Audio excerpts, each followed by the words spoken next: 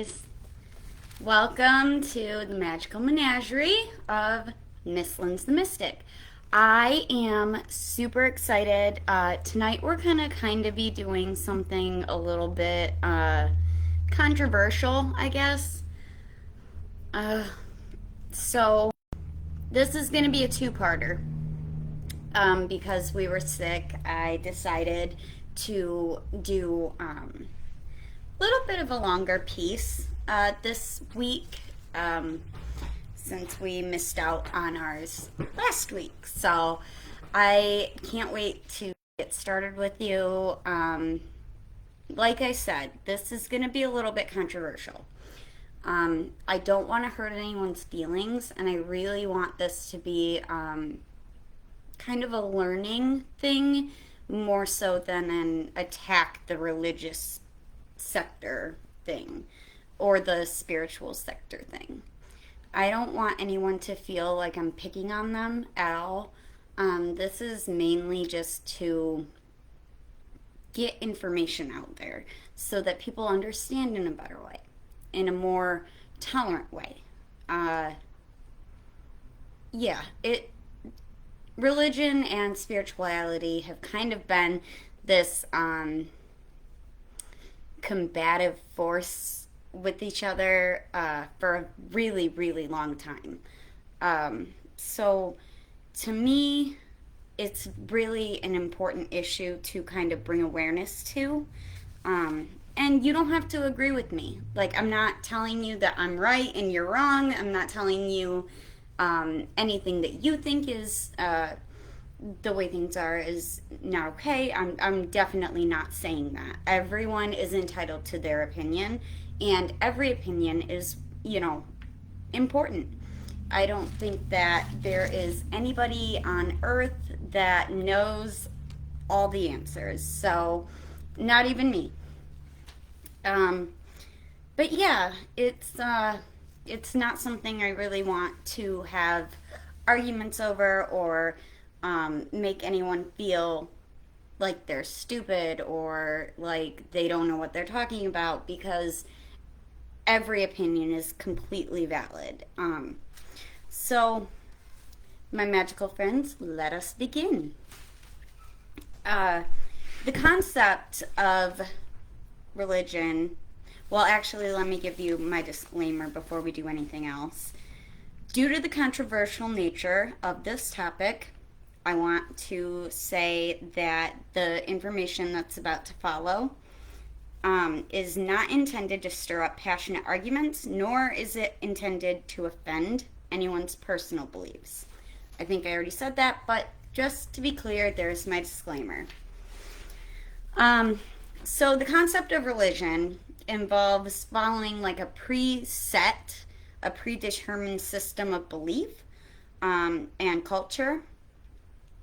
And those tend to be associated, when it comes to religion, those are associated with the worship or service of a deity or God.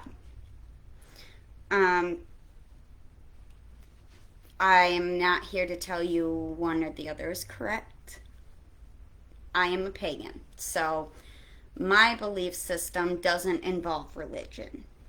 Um, Spirituality is more free. It's more uh, you can kind of follow your own path. You don't worship a deity to. There's no specific deity to be worshipped, but you can worship a deity if you so choose, and that is a personal choice. In spirituality, spirituality does exist in religion. However, religion doesn't always exist in spirituality. So you can be religious and be spiritual. That is extremely easy to do.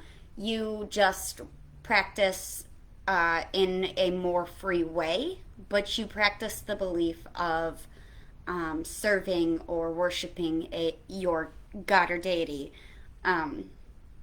in that aspect of things. um,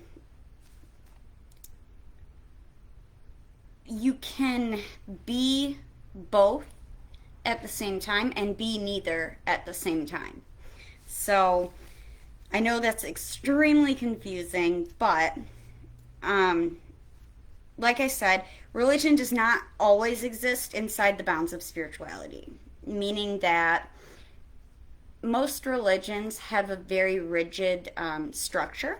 So you go to mass, you go to church on Sunday, those types of things, and those are not as those are seen as the rules, the regulations, how you um, kind of worship, how you are religious. But you don't necessarily have to be there if you don't want to, and you can still consider yourself to be religious. Uh, if you are religious, 9 times out of 10, you've kind of been taught like there's no one way to worship God. Uh, some people have been taught the opposite of that, however. So it's really what you were raised in. Um, how were you brought up? Were you brought up that there's no one way to worship God, or were you brought up that this is the only religion, this is the only way to worship, this is the only way that you're going to heaven, or hell, or whatever. So both concepts, like the concept of religion and the concept of spirituality, both of those concepts are composed of a cosmic element that's bigger than oneself. So both are the practice of, or have the components of practice of acknowledging that there is something out there bigger than you. You are not the ruler of the universe, so to speak. Most faiths preach the importance of like kindness and love for your fellow humans, and regardless of their belief system, many religions or many faiths will tell you love your fellow man, regardless of what they think. And no matter what, whether you're spiritual or you're religious, it's not really a good thing, and it's not really okay to be hateful or disrespectful of somebody else's belief system. Although it does happen, obviously, we know that. But it's not seen as a desirable trait. One thing that we need to do is to concede that everybody's belief system is okay. It is what works for them, and that is fine. We don't need to pick each other's belief systems apart. It's not conducive to healthy relationships or healthy outlooks on life. There's really not any use for that other than to make somebody in themselves feel better. And I don't know about you, but I don't really feel better when I bash on anybody else. That's just me. So regardless of how you feel about a person's beliefs individually, you should always respect them, because you don't know what that person has been through. You don't know the steps that they've taken in their lives. You don't know why they believe what they believe, or why they don't believe the way you believe. And so just trying to acknowledge that it's okay for everybody to have different beliefs. It's okay for people to be Christians and be Catholics and be pagans and be whatever they are. It's all right.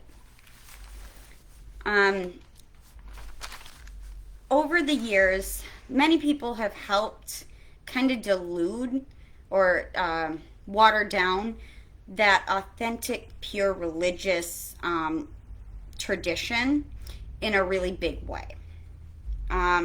Humankind has used and exploited the names of religion or belief to conquer land, people, um, tons of things. Okay, so I'm talking about like the Crusades, for example. That was a big thing. That was a big deal. And basically, human beings decided, well, in the name of God, I'm going to conquer, this whole people, this whole culture, this whole land. And it is now all going to be under the Christian religion. And if they don't like it, then, or if they oppose it, then not good things happened. Um, so that's it's a pretty sad thing that happened, but it happened in the name of religion. And although religion itself is not a bad thing, um, people have used it for selfish, greedy, politic type reasons. Um, the result of that is that there is now a massive percentage of people who've lost hope. They don't really believe in the religious path anymore because of the sins of the father, so to speak. So, like, because in the Crusades they didn't treat people very well that opposed them over religious views, people today, a lot of them actually, if I'm being really honest, lots of them now feel like religion was the problem. And in my opinion, it wasn't. It wasn't religion's fault. It was the greed, the politics, the um, selfishness, I guess, of the people in charge. Um,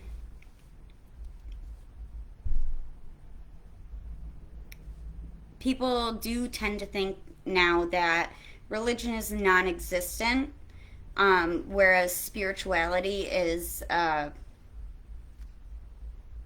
the freedom of it are the way to go. I don't agree with that either, simply because um, religion wasn't to blame. It wasn't religion's fault. But nowadays, you do have kind of a disconnect, I guess. So both spirituality and religion do indeed exist. That I don't feel like there is a negotiation about. Sorry, bear. Go lay down, bear. Go lay down. Get up here. Come on. Get up here. Get up here. Come on. Bear's going to join us for our live stream. You didn't have to sit on me, man. Sorry. So, now I need to find my place again because I wrote myself notes, but I have now lost my spot. Oh, okay. So, the draw of spirituality. What draws people to be more spiritual than, rather than religious? So that is usually the freedom of it. And historically, we know that in religion, there's almost a judgmental aspect of that. So a lot of people feel like in order to avoid that wholly, it's easier to just be spiritual. But that doesn't always fix the issue. You're going to have judgment no matter what you do, no matter what you believe. You will find somebody that will oppose that simply because, well, argument's sake. But that's all right. Religion can be equally as desirable. We just need to kind of achieve a proper balance. So balance is really, really important when it comes to this concept, or these concepts, both of them actually. Um, in order to prevent further misuse, misrepresentation, or exploitation when it comes to these two concepts, balance is going to be the big saving grace. Um, Balancing these two things will ensure that there is less judgment out there. There is less misuse of religion or spirituality for political means or conquering things, conquering people, that type of thing. It can be extremely dangerous to not be balanced. We've seen that all throughout history. So the pagan purge is one of the ways we've seen that. The European witch trials, the Salem witch trials. There are countless examples of why being imbalanced is so important when it comes to these two concepts. So the pagan purge, you may not have heard of that. Yeah, actually, probably have. You probably heard it called the Crusades. Um, Basically, when non-believers in certain religions um, become considered evil or monstrous or myth or the legitimacy of them is kind of degraded, that needs to be an indication to you. That needs to be a red flag to you. That things are really out of balance and they're heading in the wrong direction, like this serious bad way. Um, so I'm going to kind of jump to the pagan purge or the crusades, I guess. It there's a lot of examples of this throughout history. Uh, it's not a real fun uh, thing to have to go through, I'm sure. Not that I was there. I'm just saying, like, it probably wasn't a great experience for people. And of course, now I can't find my pagan purge paper. Oh, there it is. Sorry. Okay. So, persecution of the pagans in the late Roman Empire. So, around 313, Christianity became more widespread, while paganism was then vilified. Non Christians were subjected to a variety of hostile, discriminatory, and biased laws. So, they also were sometimes executed if they didn't kind of conform to what the Christian beliefs were going to be. So, ways that happened kind of look like unfair laws. So, there were tons of laws passed during this time, tons of legislation to ensure that paganism was kind of killed, for lack of a better word. In 341, laws began being passed forbidding pagan sacrifices, which wasn't really a bad thing. Pagans didn't need to be sacrificing people. They didn't, but they did, so that wasn't a terrible side effect of this. They also began passing laws forbidding pagan worship of images. So pagans had their own selection of deities, and their own section of like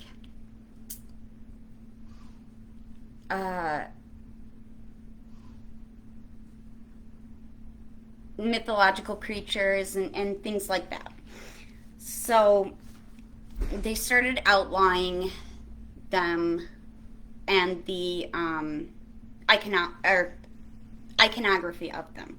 So images of them, paintings, carvings, things like that. If they found that in a home, that person would be, arrested and prosecuted for having that imagery. Um, they ordered all the closing of pagan, non Christian temples. So, places where pagans would go to commune with their deities or worship or just be in touch with nature, even. Um, that was now a crime. And though they didn't really start pushing the laws and really prosecuting them for a little while, they did eventually become very hard on that. That became like a big no no. You did not practice any paganism. You were Christian. You converted. Otherwise, you were not, you were bad news bears, pretty much. So that caused a lot of sporadic mob violence because pagan people did tend to fight back a little bit in the beginning. Um, there was a lot of Roman people that would basically confiscate or destroy temples, treasures, things that were held sacred by the pagan people in order to destroy and abolish paganism. The freedom of conscience was slowly being abolished. In 357, legislation was passed to forbid magic and divination. So that means, like, what I do today, that would be against the law. I would go to prison for that. And just simply based on my belief system, I would be persecuted for that. Well, we'll get into that. Never mind. So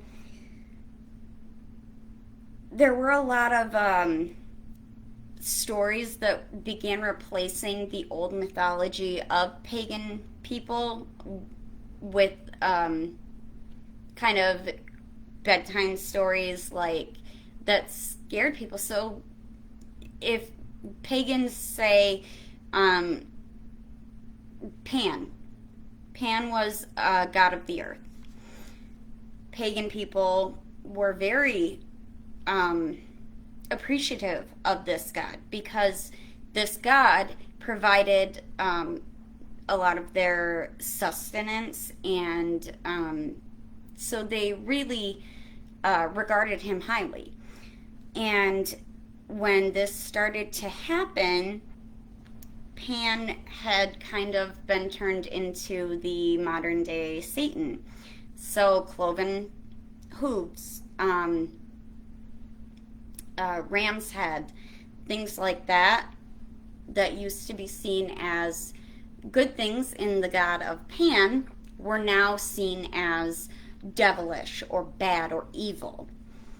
So they kind of very carefully designed their own stories to replace what pagans had been taught and telling their families for many years in order to kind of make it scary or make it unpleasant to people so people wouldn't follow the pagan path. They would more or less convert to Christianity instead.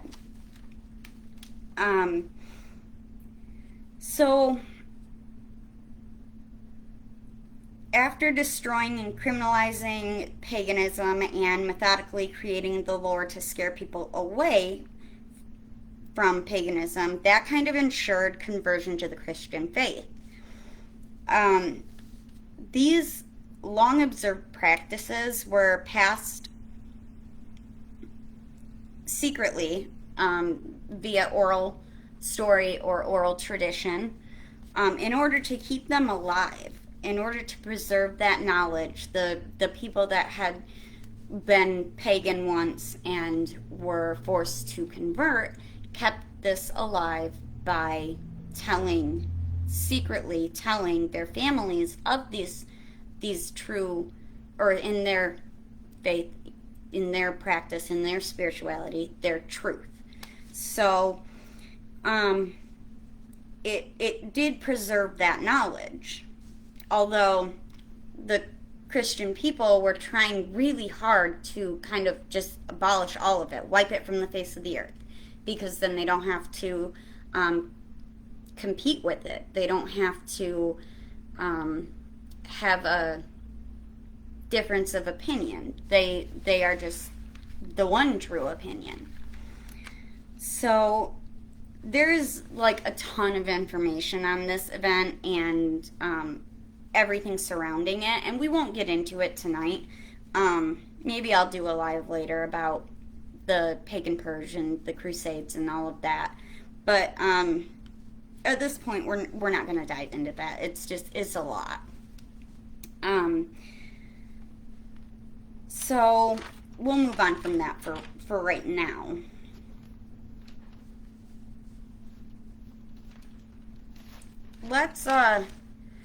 Okay, so let's jump into the witch trials. Now, I was always very, very interested in the Salem witch trials because I always knew I was different. I was a witch, and so I didn't ever find that repulsive, or I was always drawn to it. And that is another example of how an unbalanced duality of religion and spirituality, that's how that comes out. So you don't want some situation like that occurring, which is why it's important to be balanced. But people have kind of perpetuated that stereotype that all witches worship Satan, and anybody that's magically inclined or gifted spiritually or sensitive, in tune, is basically evil or bad, dark, those kinds of things. So that's been perpetuated for a very, very long time, centuries. But that has really complicated the ability and the desire for people to understand that for what it really is and for what it was before it was vilified. It's honestly, it's a little bit ignorant, just slightly ignorant, and highly uninformed. So practitioners of magical arts can and do in fact walk many, many, many, many different paths.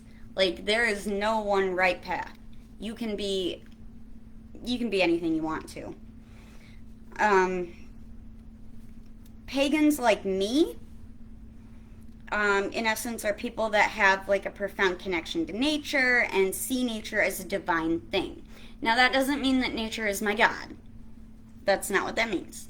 That just means that I see nature as a higher thing than myself.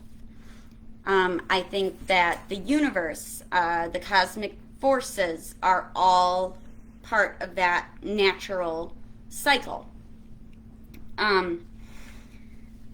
So, practitioners of magical arts can and do walk different paths, and when it comes to their religious views and beliefs, they can be whatever they want. They can choose to worship any god, goddess, whatever, or none at all. That's fine too.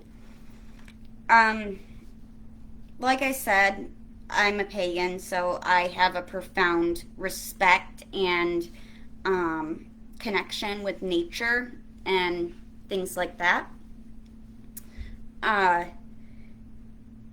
mainly people in the pagan path or the witchcraft path, um, they'll usually choose to work with um, like a different deity. So not God per se, but a god, a goddess. And so people that are spiritual and also worship a deity will usually not choose the Christian God. I mean, some do. Don't get me wrong. There are absolutely some Christian witches out there. Um, Hands down, I can't tell you how many times I have come across, that question, is it okay to be Christian and a witch? Yes, absolutely. You can practice any way you want. There is no one way to practice. And I think that's where you get the spiritual and religious coming together, because there is no one right way to have a relationship with God or to practice your belief system. Um, there are components of practitioners' beliefs that are commonly represented as certain religions. So, but they don't always need to be. So, like, for Wiccans, uh, the Wiccan, or no, excuse me, the Celtic religious iconography, like the Celtic cross, that is very similar to the Christian cross. So there are different symbols that are in each of these different paths. Actually, the pentagram, funny enough, that has long been a very misunderstood symbol. We pagans tend to use that for a protection charm. I use it in my practice personally. I don't push it onto other people because I know a lot of people think that it's satanic. It isn't, but a lot of people may view it that way.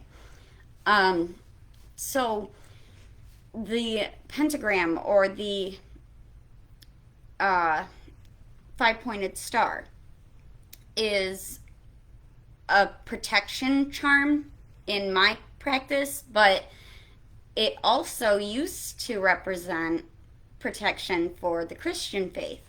Now, that's kind of changed over the years, but it did used to represent protection. Nowadays, people see it as a satanic symbol, and that's just not accurate. But I can understand why people do associate them, because I know that the inverted pentagram or the flipped upside down pentagram or five-pointed star, those do get used a lot in satanic worship, which I have no issue with Satanists at all. Like, their belief system is just as acceptable as any other belief system. And I'm not here to bash them at all. I'm just not. Um, yeah. So they aren't totally unrelated. They do correlate across many different types of religions or many different types of forms of spirituality. Nobody should really assume or designate a relationship or a correlation to the concept of good or evil. So, as I was just saying, don't automatically assume that something is bad when you don't fully understand it, because that can cause a lot of misconceptions. The fact is, nobody should feel the need to assume. Sorry, nobody should feel the need or assume the right to judge anybody else's spiritual or religious beliefs. And I really feel strongly about that. It's not for us to judge someone else's point of view. It just isn't. I'm not going to sit here and tell you that I'm a Satanist because I'm not. And that would be a lie. But I'm also not going to sit here and tell you that Satanists are all bad and you should watch out for them because that's not accurate either.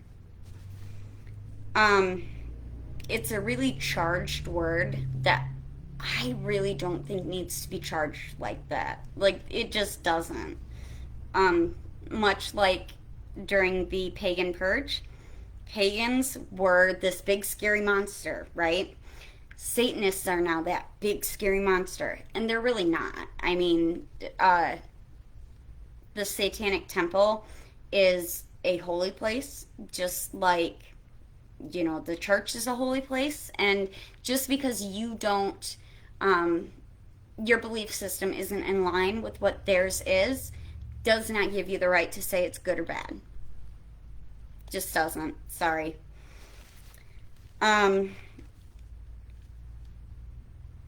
So it is likewise fully unacceptable for people to be intolerable of another person's opinions. So, let's try to think in a fair and open way. Um, because it just isn't, it's unbecoming, one. And two, you don't know what they believe, really. Unless you study it, you don't know. And that's why I highly suggest anybody who's kind of struggling with this religion versus spirituality, do they exist together? Can they coexist? Yeah, they can. They absolutely can. They can and they should. But we need to, as human beings, make sure that we ourselves are in a place where we can accept that and we aren't judgmental of that, because that tends to make the other group feel like we're passing judgment on them, and that's not really fair. Because you wouldn't want somebody to judge you for your beliefs. Why is it okay for you to do it to anybody else? But that's just, again, my point of view.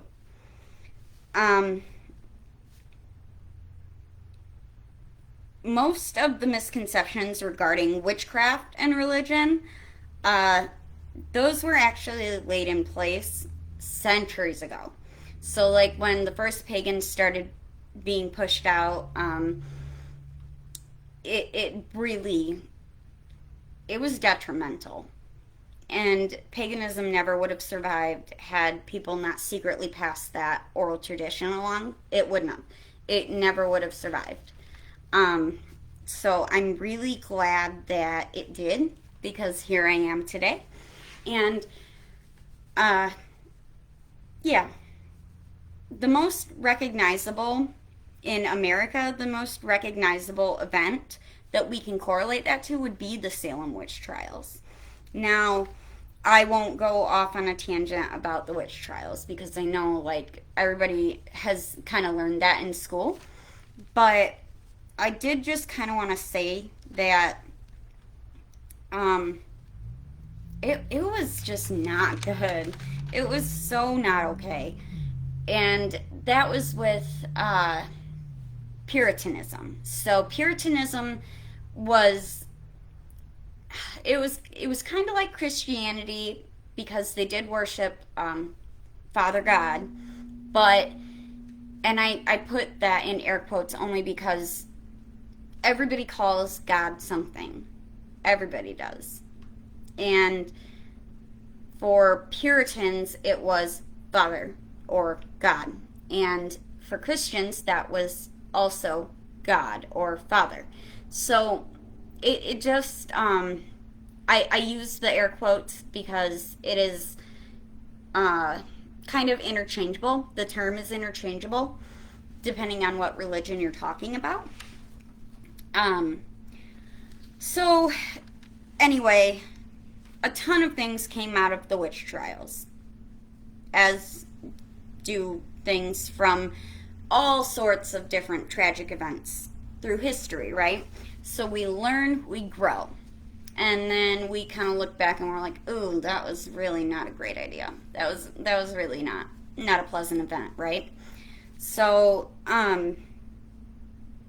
back in Salem Village in 1692, things were not any different. People were persecuted for witchcraft, and um, although a lot of people can say, well, it was mass hysteria, the town was just nuts, right? I don't fully believe that. I think that there were some people that knew exactly what they were doing. There were obviously some people that were hysterical.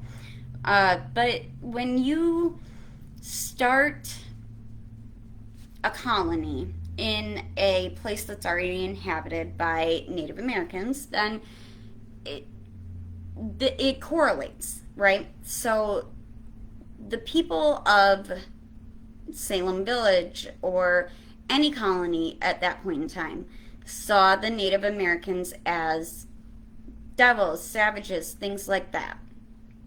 And although it wasn't right and it wasn't fair, they did. They were scared of them because they didn't understand them, which is kind of um, kind of correlates, I guess, if you think about it, because during the pagan purge, pagans were the big scary monster, and now here in the witch trials, the Native Americans are the big scary monsters. So it just goes to show you how mankind has kind of used religion as a way to say, okay, well, this is bad and we're scared of that, so now it's evil. Which, I'd like to really not do that again. I really hope that that doesn't happen again because it's a shame. It's a shame when we can't respect other people and respect other people's beliefs. It's sad. And really tragic and horrific things come from that. So, like, a lot of people died during the witch trials. They were hung as witches, and it just. Now, they probably weren't even practitioners, would be my guess. They probably had no pagan beliefs at all. I guess there was a little bit of folk magic going on back then, so that I guess you could say was slightly pagan, but they probably didn't practice witchcraft, and that's why it's such a shame because they perished. Lots of people were hung. One person was pressed to death, and it just sucks that people lost their lives over something like that just in the name of religion. Like, oh, it hurts my heart to think about. Yeah. So we're gonna move on. Um, I'm really thankful that today this isn't the case. I really am, because I am free to worship how I want to. I am free to be as spiritual as I want to. I can go outside and stare at the moon and, make moon water if I so choose. I don't have to be careful about somebody seeing me. I can draw as many pentagrams as I want anywhere I want in my home because I don't have to worry about being persecuted for that. Now, that is, like, I am really thankful for that because it wasn't always that way. Um, it's not, I won't have to worry about being prosecuted for the crime of witchcraft because it's not a crime anymore. Um, I don't ever have to worry about being hung as a witch or burned at a stake. I don't have to worry about that, thankfully, because of the people that lost their lives. Because after many years of trying to cover it up and, sweep it under the rug, it was kind of exposed as exactly what it was, which was, unacceptable and cruel. Um, the people that were accused in Salem probably weren't pagan. They probably weren't witches. They probably weren't. And that makes it all so much sadder because they still lost their lives because of it. Um yeah, some of the reasoning behind magical practice being so mysterious and kind of closed ranks was because they couldn't talk about it with outsiders. They couldn't. They were scared that they would be murdered because of that. Like, they couldn't talk about it. They couldn't freely discuss, things that had to do with magic or divination or paganism. They couldn't talk about it. They would be killed. But that's why today those concepts are extremely misunderstood. We are misrepresented. We are misunderstood, and it sucks. It's not fair. But that's why I'm working really hard to change that, because people are still scared. People are still worried about witches and, oh, don't hex me. I'm not gonna hex you. I'm not a big scary monster, I promise. I am me. And I wouldn't think that it would be like me walking into a church and saying, oh, don't, break into my temple and steal all my artifacts. I know that nobody today is going to do that. But it's really difficult to kind of let that stigma go. So in pop culture, we are still misrepresented slightly. Not as badly anymore. But we used to be really poorly represented. So, like, just popping into my head right now, the Sandersons, blah, blah, blah, sorry, the Sanderson sisters from, now I can't think of the name of the movie. Yep. Anyway, it's not really limited to that anymore. Nowadays we are more we're represented in pop culture in a variety of ways, so we aren't just the bad evil guys anymore. We're not the big scary witches anymore. We have Harry Potter, Sabrina the Teenage Witch, stuff like that. So that kind of gives you an indication that society is kind of evolving. We don't see magic as all bad anymore. We don't see magic anymore as hexes only, or curses, or, whatever. We see it as, Wingardium Leviosa, right? Because that world was humanized almost. It was looked at from the good and bad standpoint. So yeah, you had Voldemort, but you also had the good witches and wizards that, represented normalcy and humanity, good things. And so yeah, it isn't, it's not light or dark. It's both. You can have both. We can't have dark without the light, and we can't have light without the dark. So it has to be both.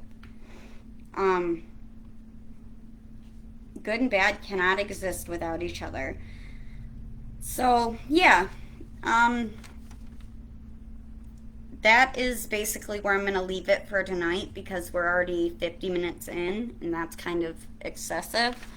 But I will definitely be releasing part 2 tomorrow. So hopefully this wasn't too boring for you. Hopefully you took something away from it. My main goal here was to kind of just throw it out there that it's okay to accept other people's views as acceptable. You don't have to be judgmental. You don't have to see it one way or the other way. You can see it any way you want. You can see it every way you want. And that's what I do. I value that, everybody believes something, and every belief is valid. So that's just me. But I hope you guys enjoyed tonight. Thank you for joining me. I am Miss Lynn's the Mystic at the Magical Menagerie. Stay magical, friends.